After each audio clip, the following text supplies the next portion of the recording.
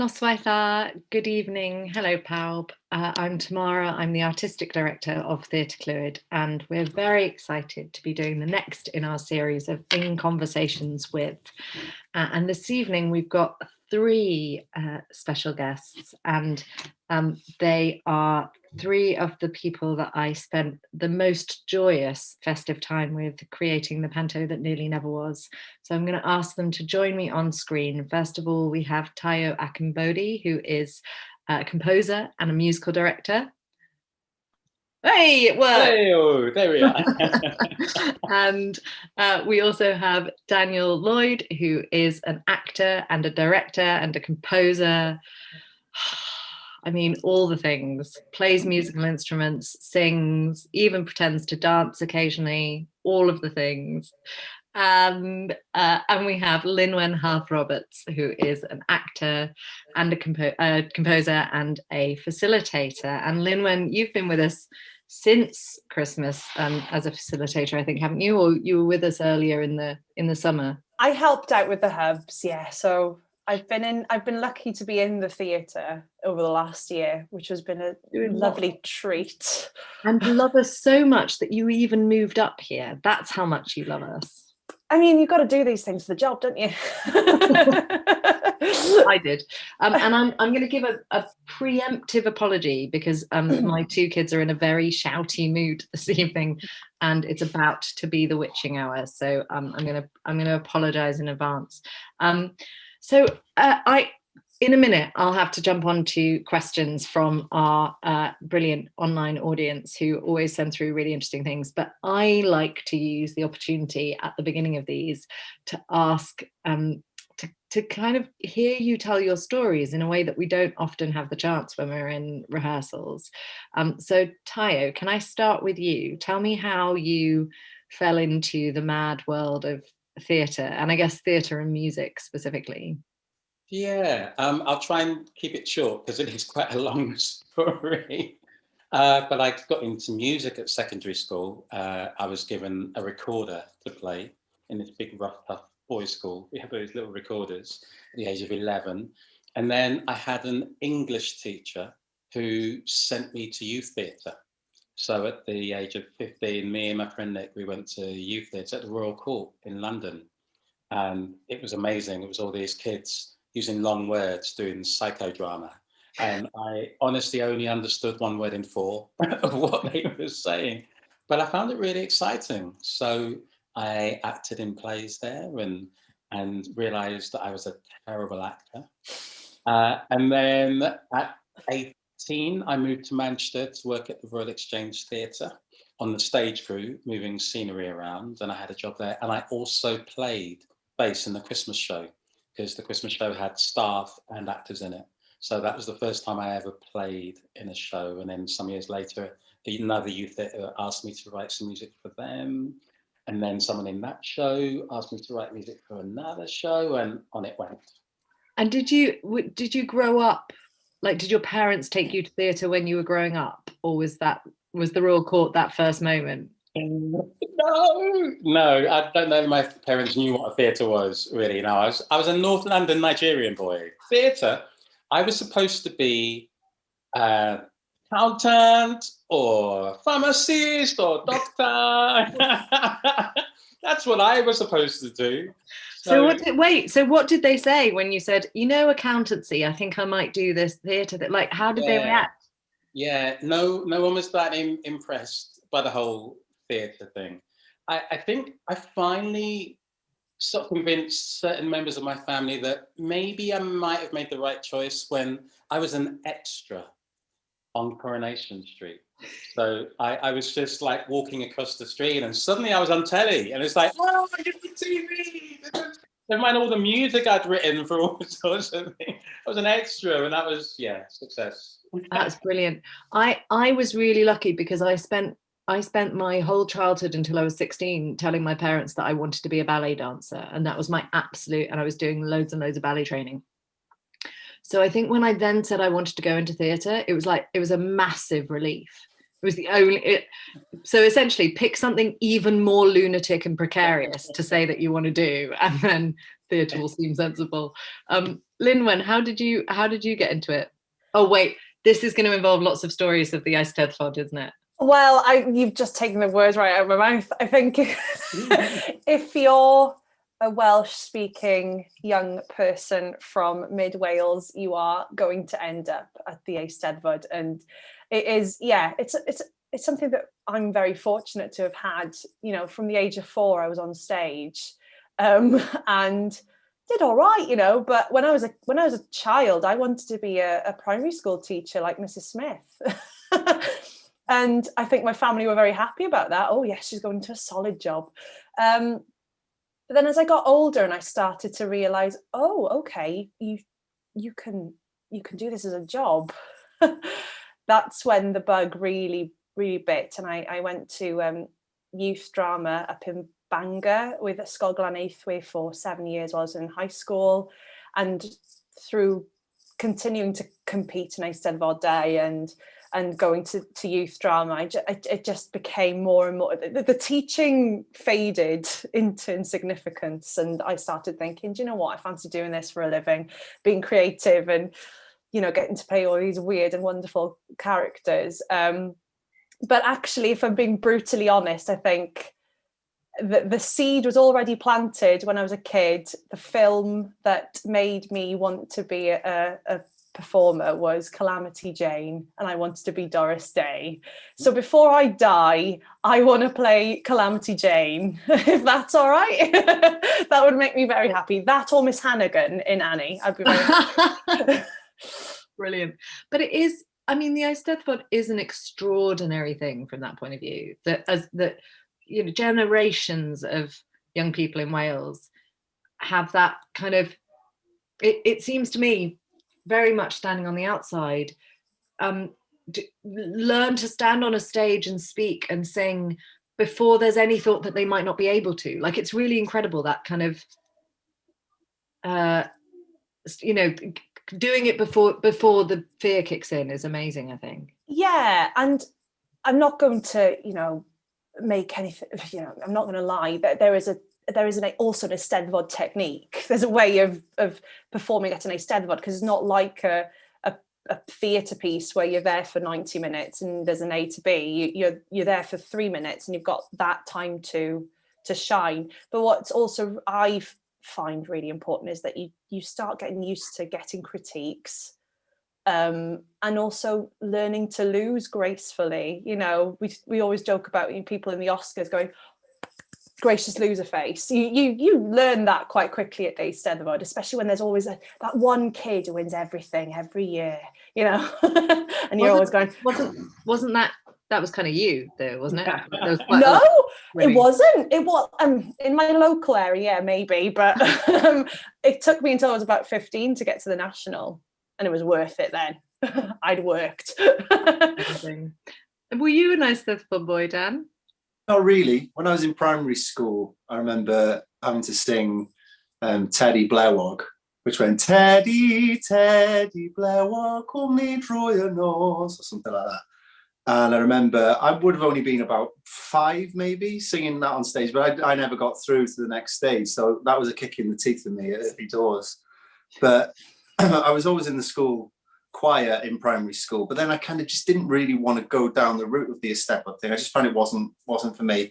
And my brother had a guitar for his, I think it would have been his 8th or 9th birthday, and he thought that by having a guitar he would be Slash from Guns N' Roses immediately.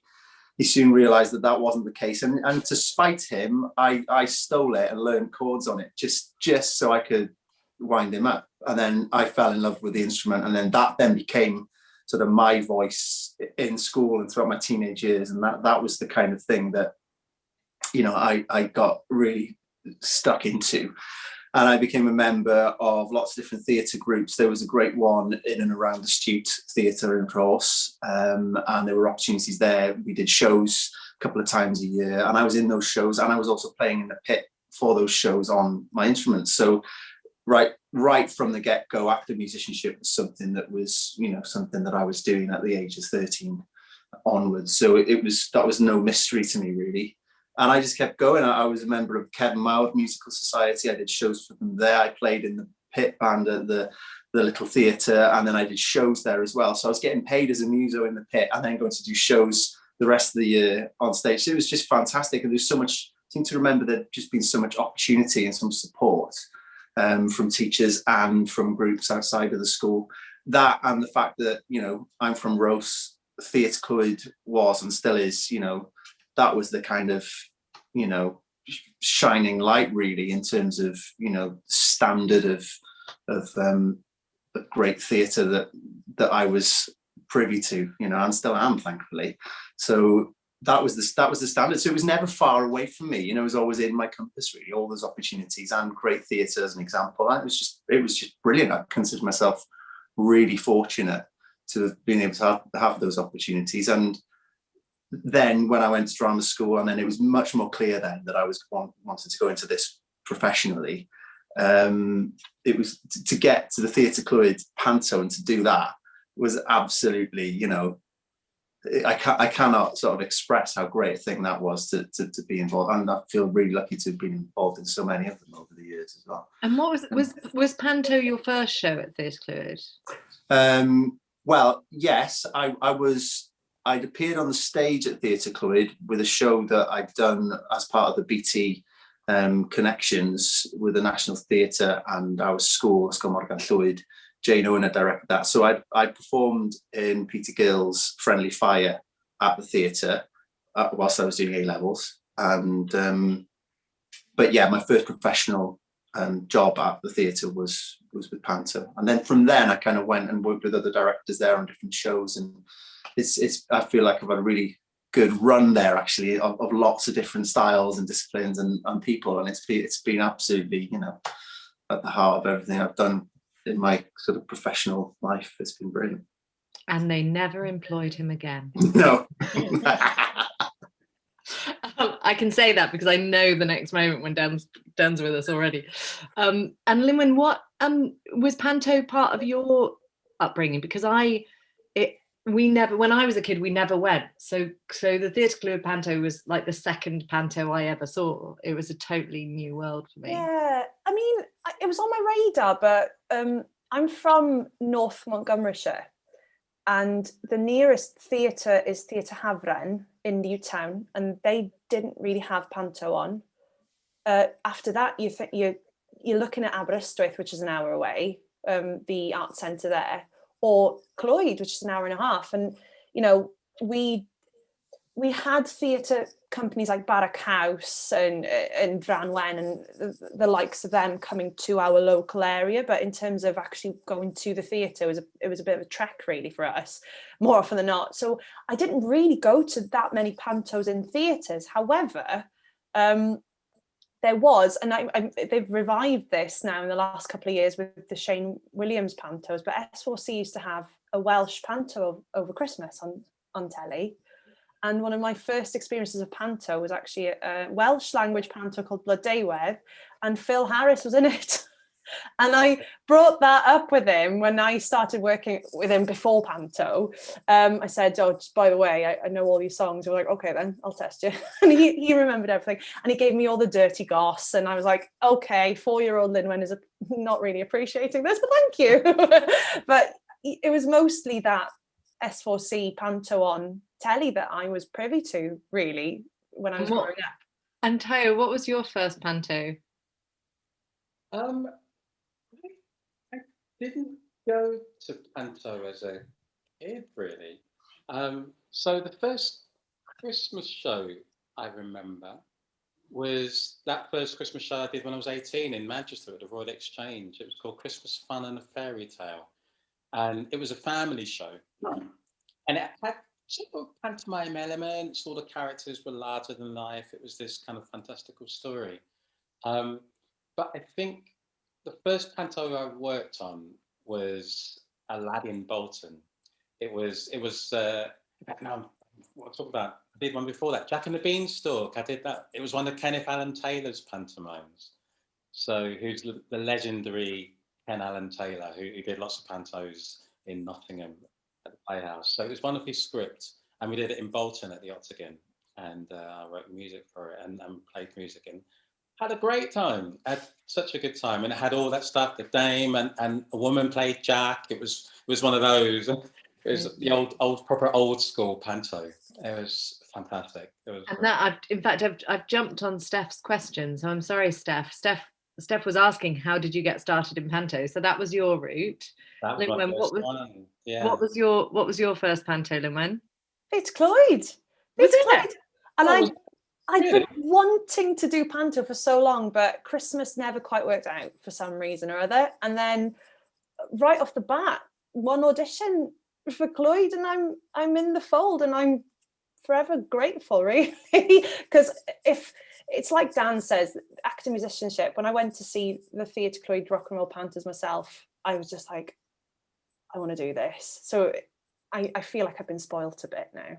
It is the skill level, it just astonishes me every time I sit down in our auditorium, whether as as artistic director or director, the number of different skills that performers have to have in order to be in a Theatr Clwyd panto is just extraordinary. You're all obnoxiously talented. Dan, how did you get started? What was your first panto? Was that Theatr Clwyd as well?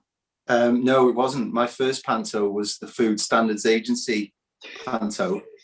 It was called A Lid On, and we travelled.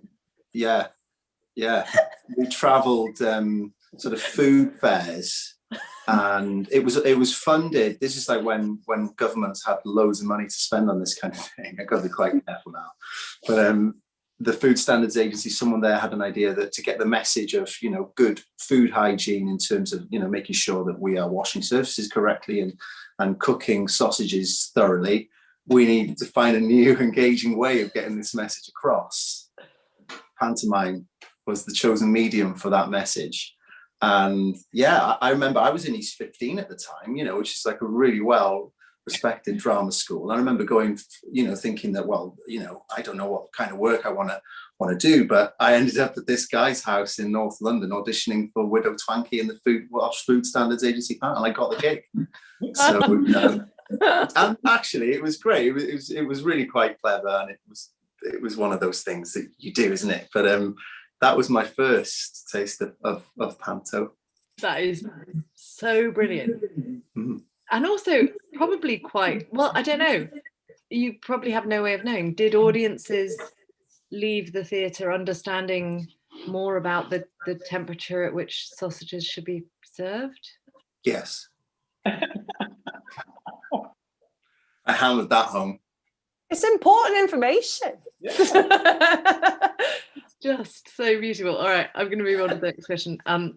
This is a good one. Jan is asking, what is the weirdest panto moment you've experienced? Oh. I suspect what's happening right now is that they are all thinking of like dozens of different weird panto moments, but trying to work out which are polite enough to say at 7:20 p.m. Yeah, we've had a lot. I've had one where, while the others give the other two some thinking time, I did a kind of panto called Jack and the Giant. So, and I say kind of panto because, again, it was one of those Christmas kind of panto-esque, but it was a sort of Freudian panto. So it was, because it was the Royal Exchange Theatre. So it was the Jack and the Beanstalk story. But because it was all Freudian, it was all like Jack, and this is clean, it's okay. So Jack, in order to become a man, had to kill his father because the giant was his father. Because the only way you can become a man is to kill your father, apparently. so it is said. So we did this really strange and terrible show. And there was one moment at the beginning of the second half when Jack first arrived in the giant's house. And there were these two human dogs who were asleep on the ground. So Jack repped into the giant's house. And then all of a sudden, the dogs woke up, went like this. and every child in the house screamed. And then for the next 10 minutes, all you heard was children crying. So there was all this dialogue. All you could hear were crying and screaming, and I thought, oh, they'll tame this one down, they'll turn the sound down. But like the director just wouldn't change this moment, so it just stayed in the show. It was, yeah, that kind of sums up this show. You traumatized a whole generation of young Mancunian children. Mancunians. Yeah. Nice work. Yeah, thanks. Have you guys thought of your weirdest panto moments yet? It's a bit of a cop-out, really, but you know, anything that you can imagine going wrong has gone wrong, you know, from split trousers to people tripping up and breaking bones to, you know, all sorts of disasters, which I don't know if they're necessarily weird moments, but, you know, I'm excluding, you know, occasions when people have got hurt now, obviously, but it's one of those mediums that if something goes weird or something goes wrong, it's magic, you know. I live for those moments on stage, and if anyone who will have seen Phil and I, you know, we're always on the hunt for that thing, you know, because that is just gold, you know. You got to use it and take that. So it's really forgiving in that sense as a medium. So if anything goes wrong, it's brilliant because you can capitalize on that and get a laugh out of it, and then write that, and that'll get you through the next few beats. In terms of things being unconventional, maybe a little bit weird, I mean, the Panto That Never Was, that was sort of one of the weirdest experiences, because we were making a show potentially for, you know, an empty auditorium. And then, so I mean, it was a wonderful process and it was a great show, but there were times when we were doing that and I was thinking, oh my God, is this really gonna come off? Is it gonna work? I knew that everything that we were all doing as a collective was good work. But ultimately, if you're not going to share that, so I think really that was one of the sort of strangest moments. And if I was to kind of reduce that further and pick one thing, I think it was when we did the Road to Nowhere song, which felt like a complete new texture and color that you'd come up with for that song, Tamara. And it was sort of trusting that and thinking, oh, hold on, this is such a departure from, you know, the familiar stuff that we might be doing. And I'm not saying that it's weird, but it was sort of refreshingly different, and seeing that like really pay off was brilliant. And I can take no credit for that. It was one of my favorite moments in the show, and that was all Tayo. That was you were the one who said, I think this could be acoustic and I think this is how it could work, and then Annie Lynette, who was our amazing choreographer, going, hey, what about if we do this with it? So I mean, that's one of the things I love best about being a director, is that it isn't ever about just my vision. It's always about the collaboration, and even more so when there is music and musicianship and involved, because, you know, the MD, I think that, you know, at its most exciting, that MD director relationship should feel like a kind of indivisible process in terms of ideas and finding stuff. In fact, someone I'm coming to your weirdest panto moment in a moment, Lin-Wen, but someone has asked who picks the songs used. Paul Von Defect, hey Paul, who I don't even know this, so yeah, I'm Paul interested. and Judy are our most extraordinary biggest supporters at Theatr Clwyd. So Paul's asking, who picks the songs used? Do they all come from the script? And I reckon, Tayo, I should let you do this one. Yeah. So with different shows, it's a different process. With this one and where we are now, with Christian's wonderful scripts, what happens is, Christian writes these scripts, and then he usually suggests a song, the songs as they go through the scripts. Apart from the encore usually gets decided later. But yeah, so Christian decides songs, and then I read this. Well, we all read the script, and then I usually think, yeah, that would be great. That will work really well. And then I'll think, I'm not so sure about that one. Is there anything else we could fit in there? And then Christian might come back with another song, or I might suggest a song, and we kind of back them backwards and forwards. And eventually we settle on, which is the right song. Because Christian's great because he always thinks of a great song which is right for the moment. And then I usually think, well, how are we going to achieve that song, and how are we going to achieve that song with the people we have, and we're going to change it in some sort of way, and if we're going to keep the essence of that song, will that work for us as a band, as a lineup of actors? That's the thing that I'm really fascinated by when I kind of sit in on those conversations. Or we also have a WhatsApp group with all of the creative team kind of batting back and forth, and it's that thing of you know, your understanding of how far you can stretch the arrangement of a song before it's stretched beyond effectiveness. So, you know, and I think particularly last year with the Panto That Nearly Never Was, with that, because we had a smaller company, so fewer instruments, so trying to work out what songs would work for that. And also the other thing that I think is really brilliant about what you do is you also understand so deeply the voices of the individual performers, and what will sit well in their voices and what styles work for them. And actually the other person who's key in this, who we should mention, is Wills, who's our brilliant sound designer. So Wills both has an extraordinary knowledge of songs and an extraordinary knowledge of the songs that have been used in Theatr Clwyd pantos over the years. So there's usually a moment where Wills will go, yeah, we used that about 7 years ago, we might get away with it again, but we haven't used this one for about 15 years. You know, that sort of thing. Wow. And you're actually, Dan, your opening number with the Panto That Nearly Never Was you as well. Yeah, it was you this time around. Yeah, I mean, I was asked to play Dame this year, and you know, that in itself was pretty weird, and it was a daunting prospect, but I thought, yeah, you know, let's have a go at this. And when I got the script, everything was great. My opening number was meant to be The Wanderer, which is like an old 50s song, isn't it? Is it a Lieber and Stoller song? Yeah, I think Dion made it famous in the 50s. And then the Status Quo had done a version of it as well. And I'd sung that. That was actually my first number as Dick Whittington in my very first Clwyd panto years and years ago. And it's a great song, but I felt like it was a bit of a kind of ploddy pedestrian 12-bar blues thing, which would have worked great. But I felt like if I was going to do my Dame, that I wanted to come at it from a slightly higher energy attack.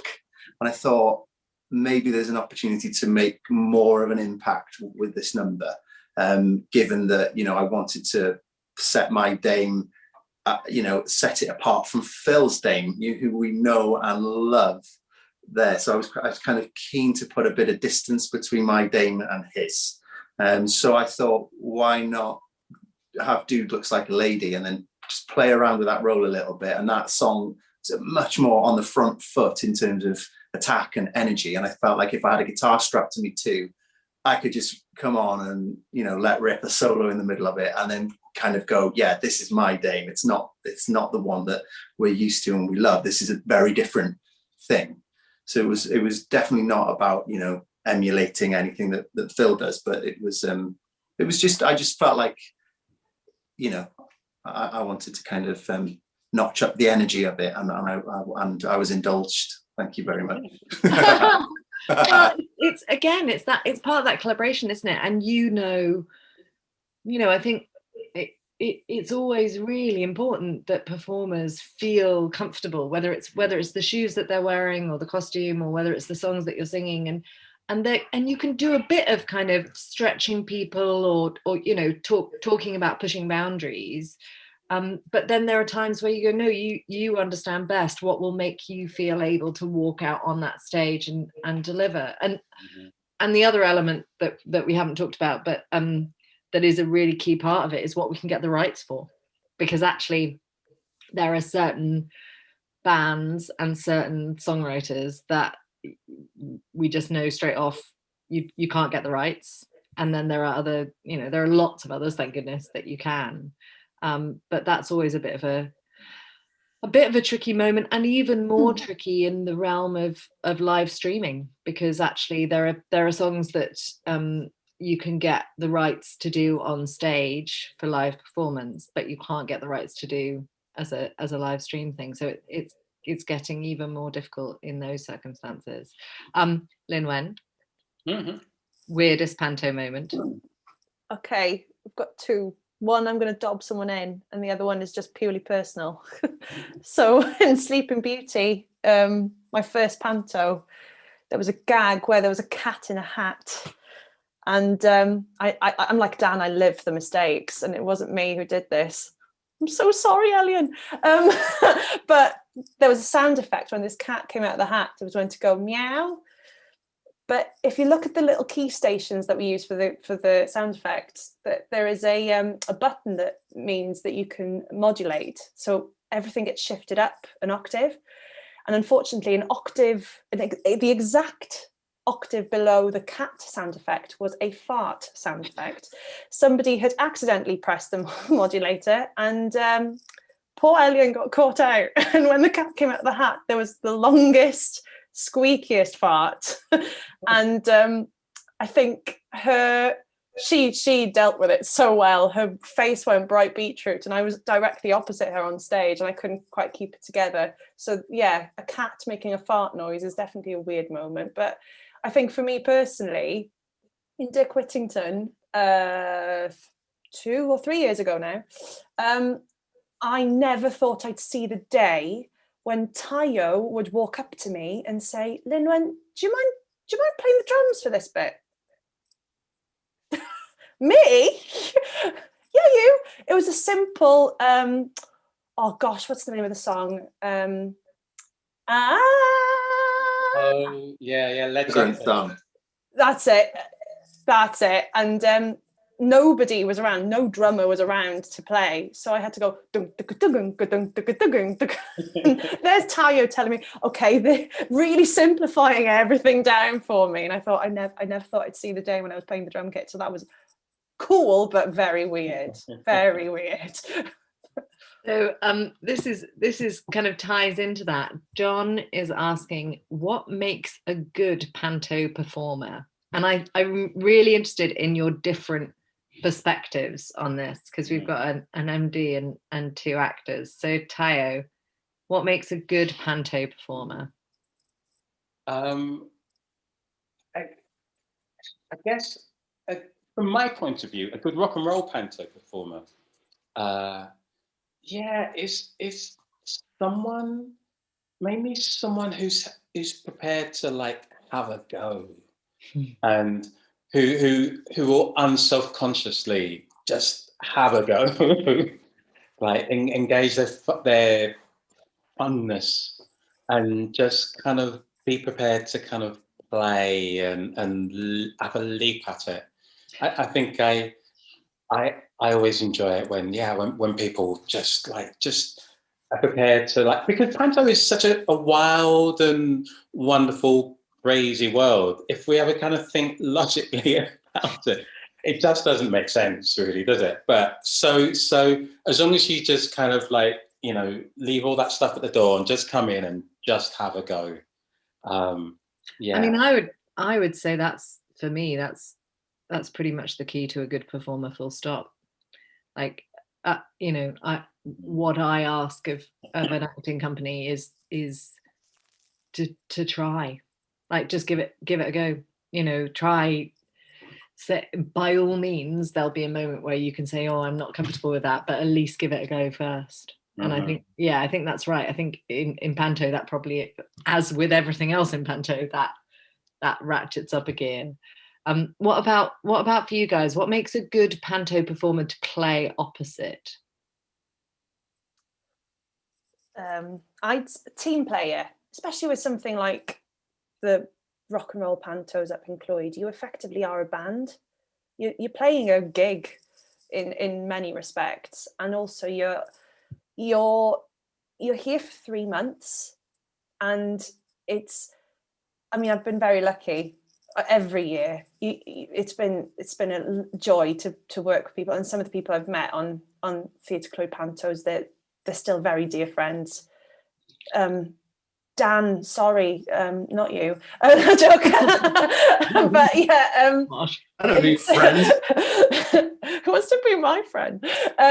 But yeah, team player, and that maybe kind of ties in with what Tayo was saying. It's just that you're all willing to give it a bash, and you're all willing to, you know, slightly make fools of yourselves together.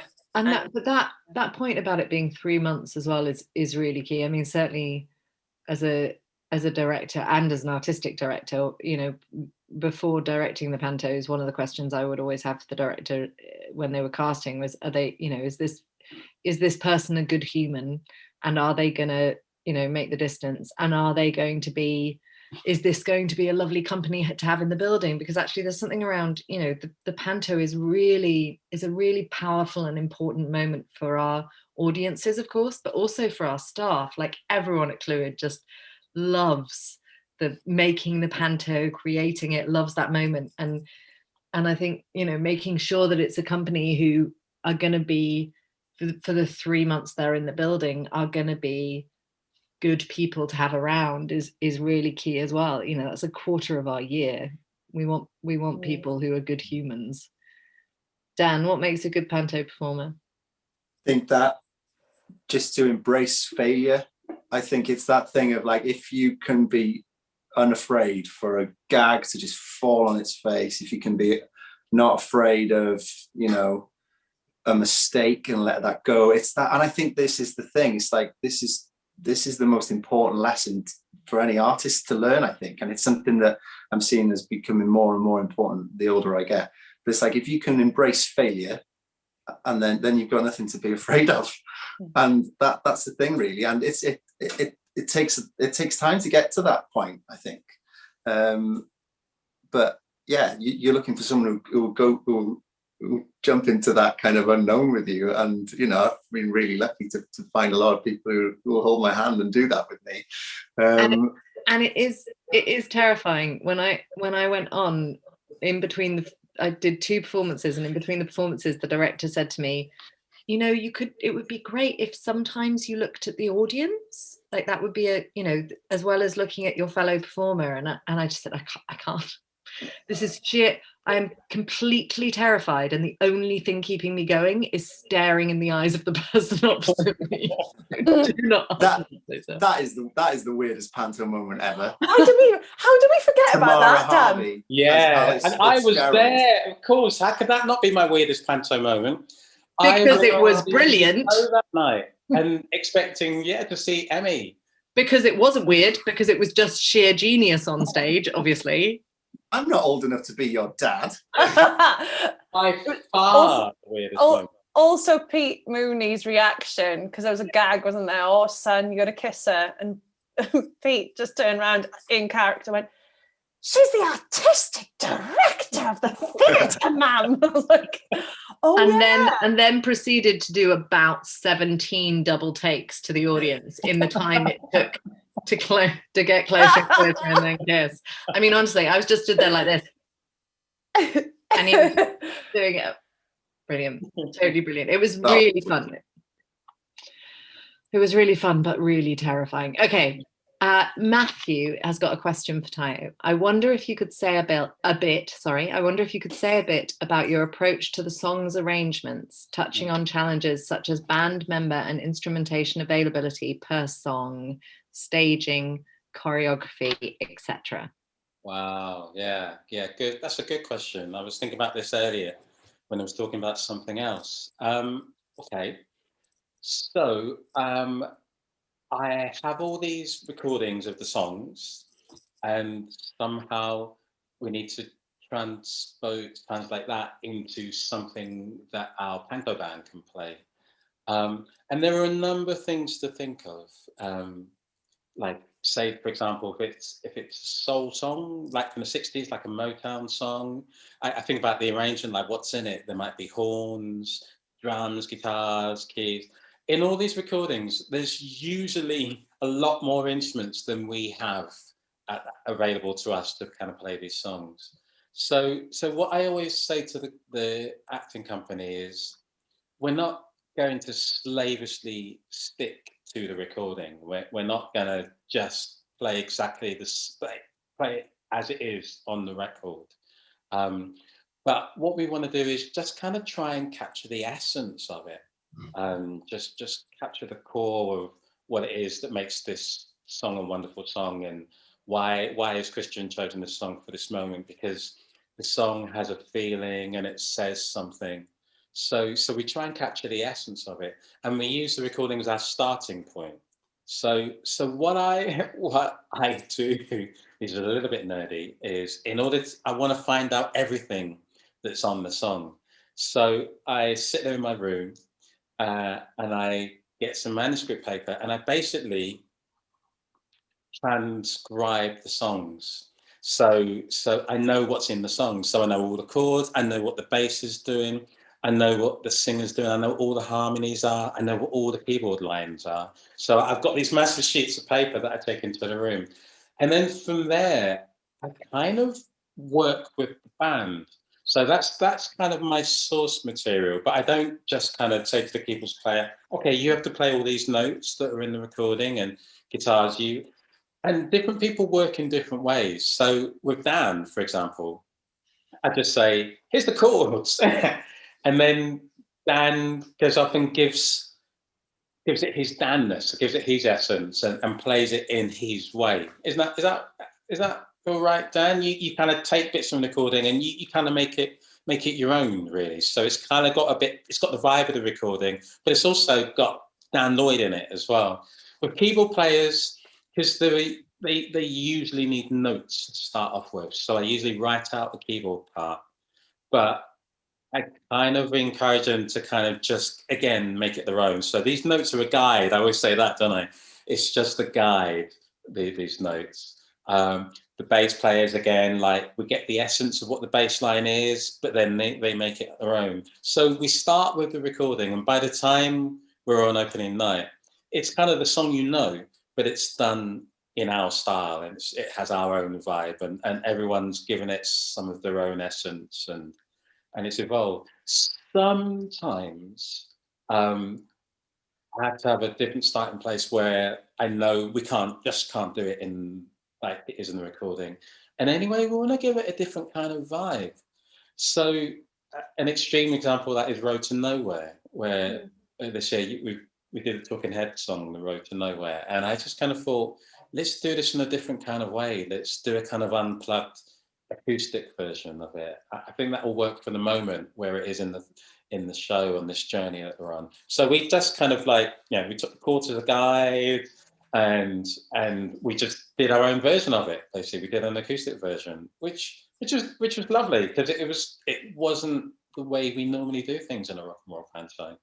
And it was also the thing that I think was really great about it as well. Two things.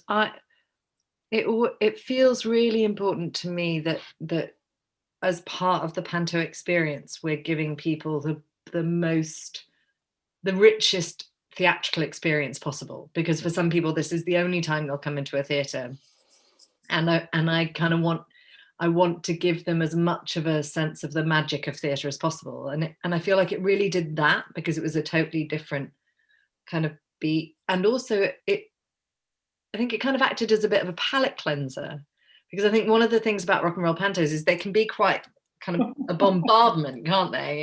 And you can get to the point where you're just like, oh, and it was that, it was just a kind of breath, a different breath, and I just thought it was genius. And I can say that because I had nothing to do with the decision of how it was going to be done. Someone called Wills is asking. So this is either a different Wills or Wills, who is our brilliant sound designer and has the largest collection of fart sounds in the history of theatre. Wills is asking, Dan and Linwen, do you have any problems switching constantly between musician mode and actor mode? And I think he's probably asking because he thinks you do. No, I'm kidding. Dear.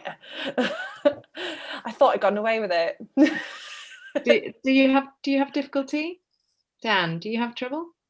No, I don't. I kind of think of all acting as a kind of music. I think the whole show, particularly panto and comic timing, there's a sort of beat and a rhythm to it that you create and then you learn, and that becomes it's like a groove you get into. And I always think in terms of timing and beats and breaths and thoughts and pauses, and like that's how I kind of approach it. you know, as an actor, maybe subconsciously at times, but as a director, when I direct stuff, those are it's the timings and the beats and the spaces and all of that stuff. It all seems very musical anyway. Sometimes in the early days when you're piecing it all together and you're still not 100% sure on a chord structure and you haven't learned your lines properly, that, or having that soup that you've got going around in your head can be really difficult. And when you throw choreography into the mix, so there's always a point in rehearsal where it just feels like none of this is going to stick, none of this is going to play off. But of course, once you get that into your body, it just becomes second nature, and it's all like one. You know, you go out with the opening number and it's like the momentum of the show. It's like, you know, it's like stepping onto a treadmill of a record player, and then you just go through that show, you play the album, you know. So it all becomes part of the same long playing record. Yeah. So no. Lynn, when is it tricky for you? I think Dan's really explained it very eloquently, and for me, you know, I came into actor musicianship officially later. I think I did my first actor muso show in 2015 with a company called Theatr Clwyd, and I don't know why it took me that long to realise that it was a thing. You know, so many people we work with on these pantos, they're Rose Bruford grads. They've done an actor musicianship courses, and I was there going, this is a thing. This is great, because I've always been a bit of a music head ever since I was a child. Not that I've never liked acting. Nothing like that. But I think when that penny dropped, that there was a way that you can make a production where the music and the drama are intrinsically entwined in such a way. It was a penny drop moment for me, and it does, like Dan says, I think when you're learning it, it's just that added element on top of everything else, you know, and it can be a mind bend when you're learning and you know, Tayo always tells us to write a crib sheet, you know, saying where you need to be at which time and what song comes next, and yeah, trying to bed that info in is quite tricky. But once it's in, it is seamless, and there is just that thrill, you know, of being able to kind of do everything, a little bit of everything in an actor muso show and in an actor muso panto. And for me personally, it is the medium that I most enjoy, because I get to whet my musical appetite as well as my performing appetite. And once you've gone past that hurdle of learning it, it's just a joy anyway. So Aaron, I'm not sure which, I'm afraid, is asking what's the difference with directing panto or a play. And I think before, so the panto that nearly never was my first panto-ish panto. And I was scared that it would feel more different than it did, but actually, you know, the fundamentals are the same. You're telling a story, you're finding the most interesting way of doing that. For me, the moments I love most in theatre are when kind of comedy and tragedy or the heart-stopping moment sits cheek by jowl with the moment when you roar with laughter. And I think panto can have that, you know. Of course it leans more into the comedy stuff, but if you get it right, it still has those moments of wonder.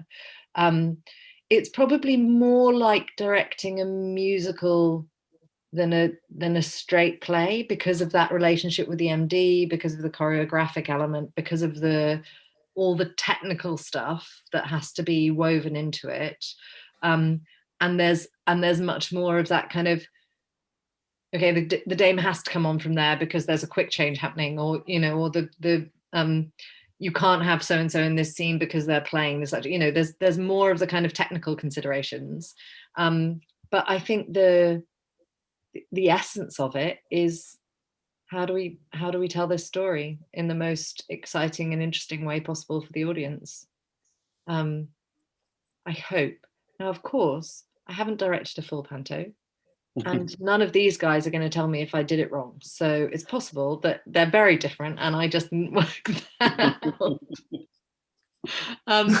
So, Orky Momo. So, Hugh and Iona McKee are asking Dan, what do you like best, acting and performing, or playing in your band, Daniel Lloyd and Mr. Pink?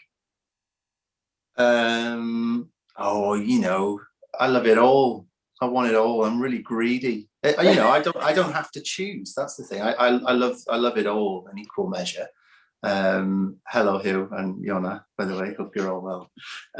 Yeah, I couldn't choose. It's that thing where it's great to be able to go and do that, and then go and wear a different hat. And you know, I do a lot of songwriting, composition stuff for jobs at home, and I'm as happy at home tinkering around on the computer, you know, putting arrangements together as I am, you know, playing my own songs in a field in Bala, or being on stage doing the Panto. It's all great, you know. Anything that stops me from having to do a proper job is just, that's the game for me. And is there something, because I think it is the variety that kind of is part of the joy of it. So like when I've finished, you know, when I've just directed a Shakespeare play, I want nothing more than to have to do a new play with a playwright in the room that I can kind of talk with and create with, and then when I finish directing a new play, I want nothing more than a dead playwright who's not going to give me their opinion on stuff. But I think the variety is part of what keeps it interesting often, isn't it? And I know, Tayo, you do, you know, as well as MDing, you compose. You've been composing for screen, I think, and presumably those different hats just kind of feed off each other, do they? Yeah. No, I mean, I love it all. Every now and then I sort of stop and think about the different things I do, and it blows my mind. Yeah. So, yeah, I love it all. Doing circus, doing theatre, doing, as you say, the dead playwrights, doing shows where we're touring around special schools and doing shows at 8 in the morning, and just the whole variety of it. As Dan says, it beat having a proper job, didn't it? No, I think you may be the first person, first theatre maker I've ever heard describe as part of the joy of it doing an 8 a.m. show. I think that's the first time someone's actually said that. I know, and see, I have this thing. I forget pain. It was so once it's over, it's like, yeah, no, it was great. Yeah, come on, let's do it again. At the time when I was being woken up at 6 in the morning, I might not have said that, but I look back on it with deep joy. I think that's what the last year, if anything, has proven to us. When you get into that dressing room at 8:30 in the morning and you're knackered, and you know at 10 o'clock there's going to be a whole auditorium of kids from a school who want to show, you're going, oh, why? I need to warm up. I haven't got anything to give. And then I think it was a fellow Panto alumni, Katie Ellen Salt, that put on Twitter about a month or two ago saying what I wouldn't give to be in a dressing room at 8 a.m. For a school's morning show right now. And it's like Tayo says, I think it's just you forget about all those niggly bits and bobs when you reminisce and look back and go, it's fun, isn't it? It's a lot of fun. I can only hope that Sam, our director of comms, is recording this so I can just play that segment back to you in a few months' time. Yeah, you said the 8:30 a.m. was all right, and I'll be a hypocrite, and I'll go, Tamara, no. So Beth is asking. Oh, I've got to speed up. We've got a few more questions, and I'm not getting through. Beth is asking. So quick fire questions. Do you have a favourite fairy tale to perform or to MD in Panto? Dan, go.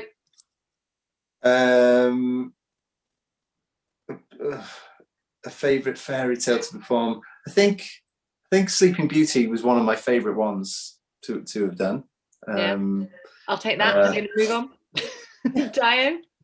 As a child, I loved Rumpelstiltskin. I just loved that fairy tale. Now, I've never done it as a panto, so there's a challenge for you panto writers. Let's do Rumpelstiltskin, the panto. Amazing. Linwen? I've always wanted to be Peter Pan and fly. That's it. Brilliant. Be the principal boy. I feel like I unfairly cut you off. Were you about to tell us why Sleeping Beauty, Dan? No. No, not really. Fine. Less interesting question than from me than any of the others we've had. Good. Judy, hi Judy, is asking, Linwen, do you prefer, having played both good and bad characters, which do you prefer? Oh, I like them all, but there's so much fun being a baddie. However, I feel like I've got kudos now that people keep forgetting that I've played goodies as well, because only 2 weeks ago, I'm not making this up, I was walking across the car park in Tesco Mould and some man just called out across the car park, "Oi, here's the Wicked Witch of the West." I was like, wow, bit harsh. Scottish, was he? Oh no. Excellent work, Dan. All right, I'm gonna quick fire. We've got 3 minutes left. Dan, Steve is asking, do you remember any of the songs from your first panto? Yeah, The Wanderer. There you go. Gwenan, Dan, another one for you. Gwenan says, I'm a student at Morgan Lloyd. Do you think being a student there yourself was a good start to a career in music and drama? Yeah, I mean, yeah, definitely. I mean, when I was in school, I didn't do drama GCSE, but I remember going to have a chat with Jane Owen, who was the head of drama at the time. I said, look, I haven't done GCSE, but I'd really like to do drama A level, because at that point I was deeply immersed in all the different theatre groups in the area, and I felt like I'd made a mistake by not doing it GCSE. Anyhow, she said, yeah. There was always stuff happening in the school. There were always opportunities. She wanted to write a show, and I said, "Oh, I'll write the music for it." So I wrote a musical with her while I was in the sixth form, and we got to perform that. That then got picked up and taken to the Eisteddfod and was shown there. So it felt like I was doing all this stuff. So we went to America on an exchange trip with another show, which was called Drop Stitches, and that was about the life of Jesus set to a soundtrack of Queen songs. It's like just like the random but brilliant opportunities that I got were fantastic. So yeah, definitely, and I know that there's still a very good fair few teachers who support all that stuff in Morgan Llwyd. So yeah, I'd say so. Good, because it would have been really awful if you said no. But Caitlin Drake as well is another one that's come through, the Theatr Clwyd ranks recently from Morgan Llwyd as well. And I'm sorry I pronounced it so badly. So we've got 1 minute left. I'm just gonna before we stop, on this Saturday at 1:30 p.m. we have our comedy gig for kids online. Which is supposed to be brilliant. I haven't seen it yet, but I'm going to be watching it with my two. And next Thursday at 7:30 p.m, we have the next in our series of secret shows, which I can't tell you anything about because it's secret. Although I will say it's got some of my favorite actors in it. So do join us for that. Last question, with only about 40 seconds to go. Sam is asking, what's been your favorite panto sketch? I'm going to start. Mine was the mops. With the mops. I don't know what it's called. It's brilliant. Okay, mine was the one where they were delivering the party invitations, and it was like number one and what's at number two and so on. I love that one. Linwen? I don't know. I'd say mop as well, because that did make me laugh a lot. I hated the mops with a passion, because I had to drive that and everyone was mucking around and it really got on my nerves. So I hated mops. But I loved Wally's alliteration, the rotten rats from Rithin, that stuff. I loved that. I also forgot about Ben's chocolate sketch this year, this panto that was just Ben. Fair play to him. I mean, he learned 20 names of chocolate in one big line, and I think I can safely say I don't think that was his favourite one. No, I might be doing him a disservice. Oh, gang, it's just so completely lush being with you all, even on screen, and I can't wait to be in an actual room with you all again, and I can't wait to welcome all of you out there back through our doors. Fingers crossed it will be not too long. But until then, diolch yn fawr for your continued support. Thank you so much. Knowing that you are joining us for these events and still part of our Theatr Clwyd gang means the world. So, nos da, diolch yn fawr, thank you, good night, and we'll see you very soon, I hope.